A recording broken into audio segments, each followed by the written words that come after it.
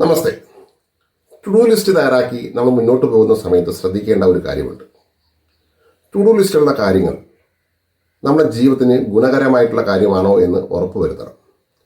നമ്മുടെ ലക്ഷ്യവുമായി ചേർന്ന് വരേണ്ട കാര്യങ്ങൾ മാത്രമാണ് നമ്മൾ സമയം കൂടുതൽ കൊടുക്കേണ്ടത്. അങ്ങനെ നമ്മുടെ ലക്ഷ്യവുമായി ചേർന്ന് വരുന്ന കാര്യങ്ങളാണോ നമ്മുടെ ടു ഡു ലിസ്റ്റിലുണ്ട് എന്ന് ഉറപ്പുവരുത്തണം. ഇപ്പോൾ ഉദാഹരണമായിട്ട് ഡോക്ടറാകാൻ ആഗ്രഹിക്കുന്ന ഒരാൾ, അയാളുടെ ടു ഡു ലിസ്റ്റിൽ അയാൾക്ക് പരിപൂർണമായ സമയം കൊടുക്കുന്നത് സ്പോർട്സിലാണെങ്കിൽ അയാൾക്ക് ഡോക്ടറാകാനുള്ള സാധ്യത വളരെ കുറവാണ്. ഇനി സ്പോർട്സ് താരമായി മാറുവാൻ ആഗ്രഹിക്കുന്ന ഒരാൾ, അയാൾ സമയം കൊടുക്കേണ്ടത് വ്യായാമത്തിനും തൻ്റെ സ്പോർട്സ് ഇനങ്ങൾക്ക് കൂടുതൽ പരിശീലനത്തിനുമാണ്. ആ സമയത്ത് അയാൾ വേറെ പല കാര്യങ്ങൾക്കും സമയം കൊടുക്കുകയാണെങ്കിൽ, പുസ്തക വായനയ്ക്ക് മാത്രമാണ് സമയം കൊടുക്കുന്നതെങ്കിൽ അയാൾക്കതാകാൻ കഴിയില്ല. അതുകൊണ്ട് തന്നെ ടു ഡു ലിസ്റ്റ് തയ്യാറാക്കുന്ന സമയത്ത് നമ്മൾ ലക്ഷ്യവുമായി ചേർന്ന് നിൽക്കുന്ന കാര്യങ്ങൾക്ക് വളരെയധികം പ്രാധാന്യം കൊടുക്കണം. ആ ലക്ഷ്യങ്ങൾക്കാകണം അയാൾക്ക് വളരെ ഇമ്പോർട്ടൻ്റ് കൊടുക്കേണ്ടത്.